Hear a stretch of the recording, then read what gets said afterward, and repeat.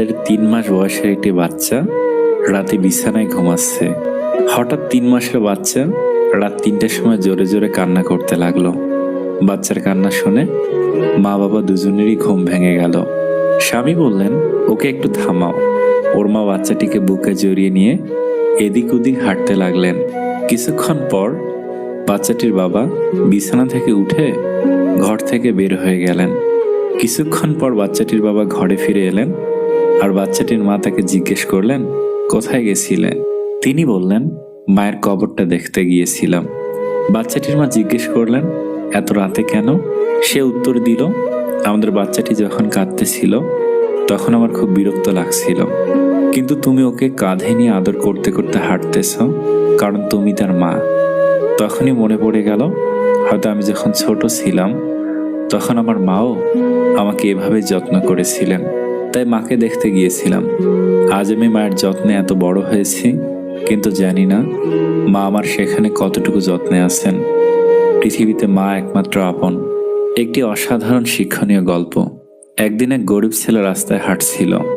সে তার লেখাপড়ার খরচ জোগাড় করার জন্য ঘরে ঘরে গিয়ে বিভিন্ন জিনিস বিক্রি করত। ছেলেটার গায়ে ছিল একটা জীর্ণ মলিন পোশাক। সে ভীষণ ক্ষুধার্ত ছিল। সে ভাবল যে পরে যে বাড়িতে যাবে সেখানে গিয়ে সে কিছু খাবার চাইবে। কিন্তু সে যখন একটা বাড়িতে গেল খাবারের আশা নিয়ে, সে ঘর থেকে একজন সুন্দরী মহিলা বেরিয়ে এলেন। সে খাবারের কথা বলতে ভয় পেল। সে খাবারের কথা না বলে শুধু 1 গ্লাস জল চাইল। মহিলা ছেলেটার অবস্থা দেখে বুঝলেন যে সে ক্ষুধার্ত, তাই তিনি ছেলেটাকে একটা বড় গ্লাস দুধ এনে দিলেন। ছেলেটা আস্তে আস্তে দুধটুকু খেয়ে বলল, আপনাকে আমার কত টাকা দিতে হবে এই দুধের জন্য? মহিলা বলল, তোমাকে কোনো কিছুরই দাম দিতে হবে না। ছেলেটা বলল, আমার মা আমাকে বলেছেন কখনো করুণার দান না নিতে, তাহলে আমি আপনাকে মনের অন্তরের স্থল থেকে ধন্যবাদ দিচ্ছি। ছেলেটার নাম ছিল স্যাম কেইলি। স্যাম যখন দুধ খেয়ে ওই বাড়ি থেকে বের হয়ে এলো, তখন সে শারীরিকভাবে কিছুটা শক্তি অনুভব করলো। স্যাম এর বিধাতার ওপর ছিল অগাধ বিশ্বাস।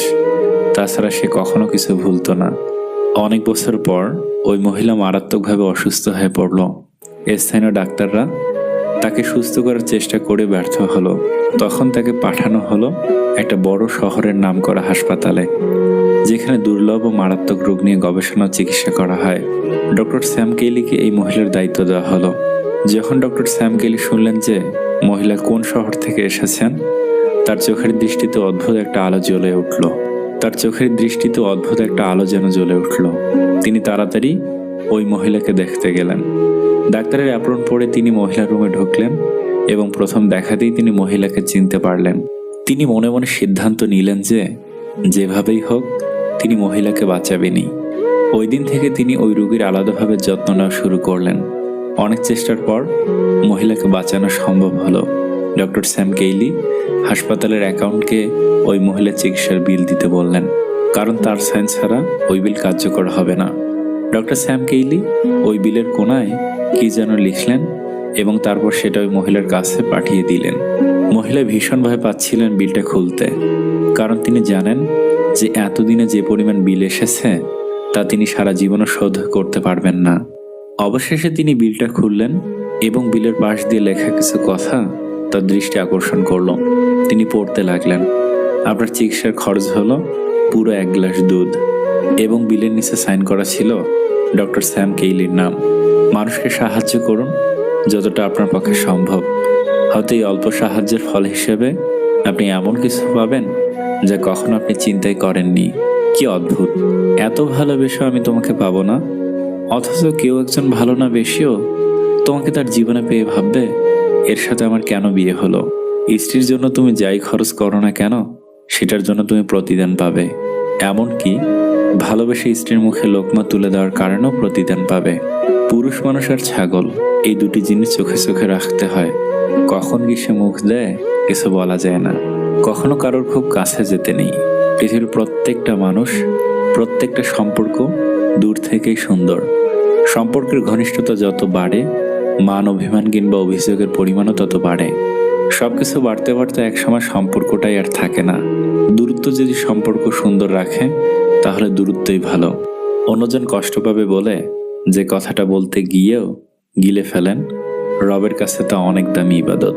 জীবনে যতটুকু রাগ অভিমান মায়ের সাথে দেখাইছি, তার 3 ভাগের 1 ভাগ অন্য কারোর সাথে দেখাইলে পরের দিন সে আর আমার সাথে মিশবে না। এটা আমি গ্যারান্টি সহকারে বলতে পারি। মেয়েরা সিরিয়াস টাইপের পুরুষ পছন্দ করে, যারা রসিকতা করে মেয়েরা তাকে ছ্যাবলা ভাবে। কান্না হচ্ছে একটি খুবই ব্যক্তিগত ব্যাপার। এমনভাবে কাঁদা উচিত নয় যে অন্য কেউ তার টের পেয়ে গেল।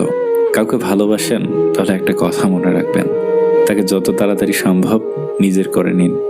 বিশ্বাস করেন, দিন যত যাবে জ্বালা আর ঝামেলা দুটোই বাড়বে। একজন পুরুষের বুকেই একজন নারীর সবচেয়ে নিরাপদ স্থান, যদি পুরুষটি সত্যবাদী এবং চরিত্রবান হয়। যাকে চোখ বন্ধ করে বিশ্বাস করবেন, যার প্রতি প্রচুর আশা রাখবেন, সে মানুষটা এমনভাবে ঠকাবে জীবনেও ভুলতে পারবেন না। পৃথিবীতে অর্ধেক সমস্যার সমাধান হয়ে যায় যদি একটা সাপোর্টিভ ফ্যামিলি থাকে।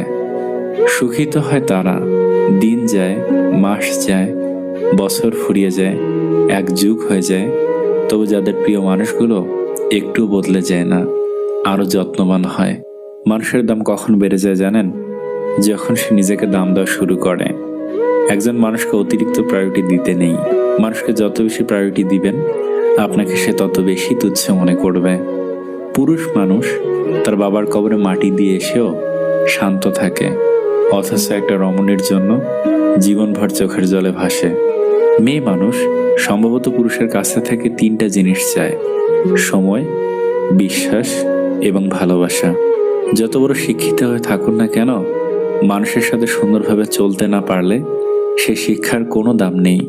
লোকে যদি তোমায় নিয়ে ভাবে তবে ভাবতে দাও, যদি বেশি কথা বলে বলতে দাও, আর বেশি সমালোচনা করতে চাইলে করতে দাও।